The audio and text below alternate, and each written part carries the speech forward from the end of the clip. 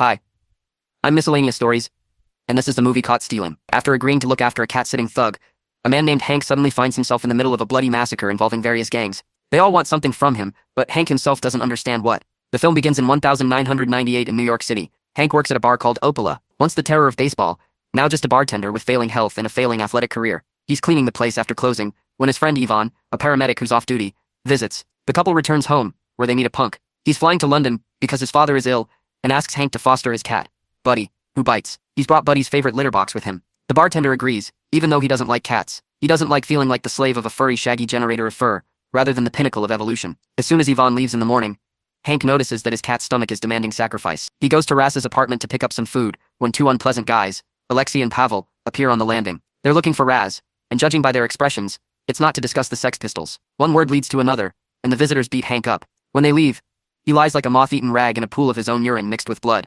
Passing out, the bartender has a dream from the past. He's a young promising athlete, cruising with a friend in a car, drinking alcohol. When a woman steps out onto the road, Hank swerves the wheel and the car careens straight into a lonely pole. The guy wakes up in the hospital under Yvonne's care. During the fight, if you can call it that, he suffered a ruptured kidney, and doctors urgently removed it. On the way home, his girlfriend explains that he'll have to give up his favorite hobby, alcoholism. One kidney simply won't handle the binges. At home, Yvonne reminds him that they can build a relationship if Hank gets his act together. She doesn't need a guy who'll skip a bar party and go to an audience with Capistol Pedo. When she leaves, the bartender pours out the booze to avoid temptation. His Majesty the cat, a specialist in creating chaos, steps in and knocks over an open beer on the bed. Hank drags his wet laundry to the laundromat to do the laundry. On the way back, he sees a line of bikers. He himself had chased bikers in his past life and in the previous film, and behind them is the bald Russian Gramila with the face of a wildling. You can't chase a bald guy like that so easily. The bartender runs home, but on his floor the bald man's accomplice, Pavel, nicknamed Microbe, and a third thug break down the door of the Rat. Hank climbs to the roof to climb down the fire escape to his apartment windows. When he peers into the neighboring apartment window where the visitors are scurrying around,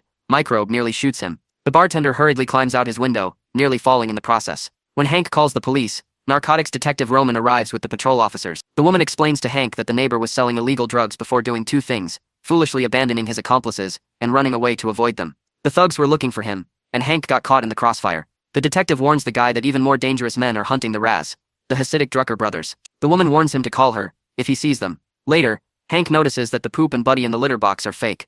A key is hidden in one of them. The exporter then notices more guests breaking into the Raz's place, those same Jewish Drucker brothers. When the Hasidim leave, Hank calls Detective Roman, leaving a message on his answering machine. He goes to the bar to hide the key. There, he's ambushed by some local alcoholics, led by the bar owner, who persuade him to have a few drinks. Succumbing to temptation, Hank gets completely drunk. After this, the nights blur together, ending with an argument with Yvonne, who drags him home. Near the entrance, Hank takes off his dirty clothes, leaving them on a pile of trash. That night, he has another nightmare about the fatal accident. His friend died, and Hank injured his knee. From these sad memories, he is wrenched into an equally sad reality. Mafia guys Alexei and Pavel brought along a friend nicknamed Colorado. These rascals not only beat up Hank, but also hurt the cat.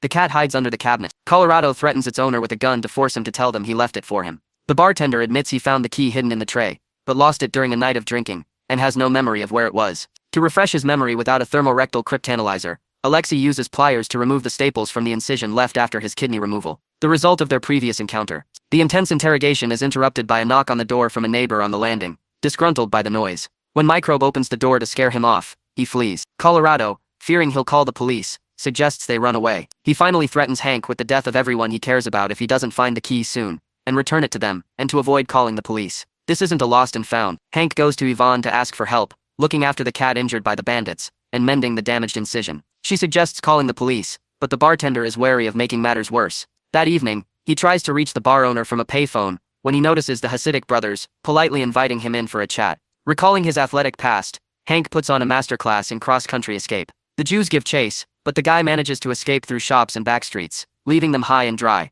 It's unlikely those side-haired guys wanted to treat him to matzo. After escaping, the guy calls Colorado, but when he mentions Yvonne, he hangs up and runs to her. Alas, he doesn't make it. She lies dead in a pool of her own blood, shot in the head. The cat, however, is unharmed. Hank calls the police, and Detective Roman himself. During interrogation, the woman says the girl was killed by a point-blank shot, and challenges the man to tell everything he knows, before the gangland showdown claims more victims. Roman invites Hank for coffee, taking his buddy along with him. The detective says Yvonne killed Colorado. This club owner is a tough guy in name only. The conversation turns out to be a trap. A woman lured Hank to the criminals she was conspiring with. They all went to Paul's bar, leaving the cat hostage. The bartender went inside, where he discovered he hadn't left a key. He'd forgotten to do so during the spree. Hank realized he'd set up his employer when Roman and his accomplices entered the bar. During a brief confrontation with the bouncer, Colorado shot him and then threatened Paul with a gun. Roman responded by killing Colorado before he could unleash a bloodbath. Suddenly, Paul confessed that the key was in a safe in a secure room in the basement. The entire gang descended into the dungeon to search for the treasure. Opening a drawer under the table, the bartender pulled out a shotgun, but quickly and very far away he kicked the bucket. The sheer weight of firepower was decisive. Roman reminded them that the police would have no trouble pinning all the fresh corpses on him. She offers a deal, the key in exchange for dropping the case, and then leaves. Hank goes home, where he remembers taking off his clothes. A homeless man picked up his pants and handed over the key without question. At home, Hank hears someone sneaking through the front door and greets the guest with a baseball bat. The guest turns out to be the Roz, who has returned. A stunned Hank explains the axe and gun saga.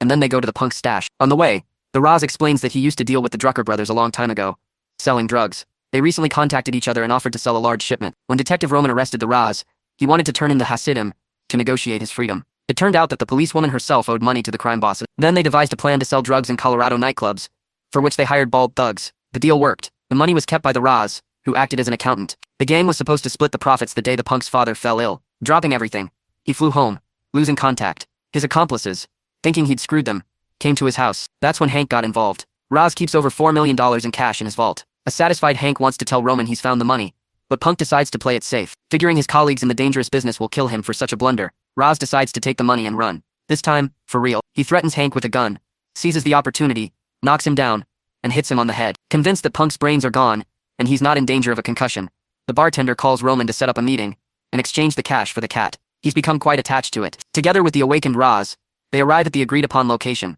a park square full of witnesses. When the detective and his criminal partner's car pull up, the situation begins to resemble a side mission from GTA 4. Nika Belit is about to show up for a shootout.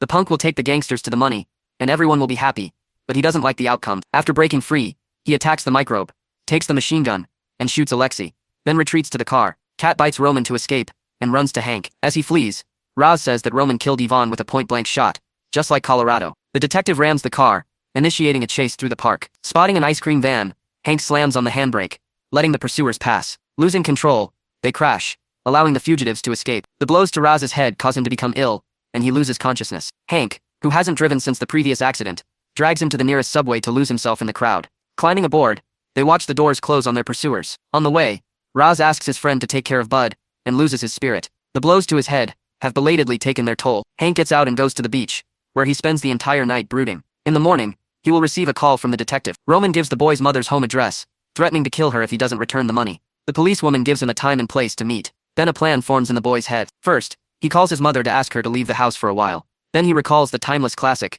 and breaks the key to the border in half. Then Hank calls the Drucker brothers to arrange a meeting. When the Hasidim pick him up in a minibus, Barman outlines the situation. The man who once betrayed them is dead. He knows where the money he owes them is.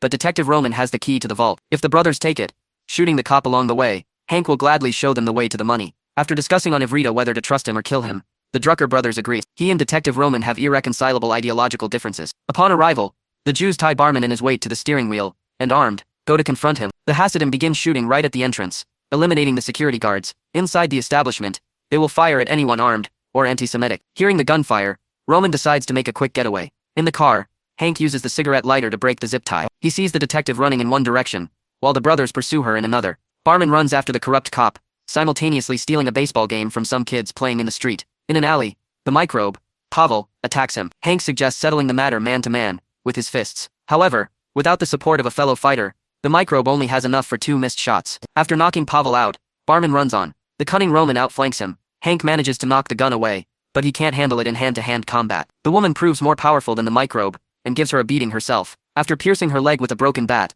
Hank grabs the gun, but can't fire. However, the Hasidic brothers, who had arrived on the scene, did it for him. Hank admits he'd performed a miracle, deceiving the Druckers. In fact, he had the key hidden in the bandages, on Buddy's paw. Since it was already evening, Shabbat, respectable Jews are not allowed to drive. The brothers put Hank behind the wheel, and tell him to go to the money. On the way, they discuss in Hebrew what to do with this goy. Out of generosity, the brothers decide to give him a couple $100,000 to leave. Things are moving toward a happy ending. But when one brother, to avoid breaking Shabbat, asks Hank to light a lighter for a light, he recognizes the gun and lighter from the murdered woman, and realizes it wasn't the detective who shot his friend, but the Hasidic. The story moves toward its denouement, and Hank accelerates, stepping on the gas. The car picks up speed, weaving through the road, until the driver finds a suitable post. The bartender steers the car into an obstacle, grabbing the cat at the last moment. Hank, the only one wearing a seatbelt, escapes with bruises, while the brothers sustained fatal injuries. In slang, this is called choking on Matzo. Taking the cat and the money he'd left unclaimed, Hank changes his image, and drinks like a punk, to use his racial passport to fly abroad. He settles on the tropical coast of Mexico, from where he calls his mother. He sent her half the money, so she'd have enough for a comfortable retirement. The film ends happily, with the image of the cat dad relaxing on the beach.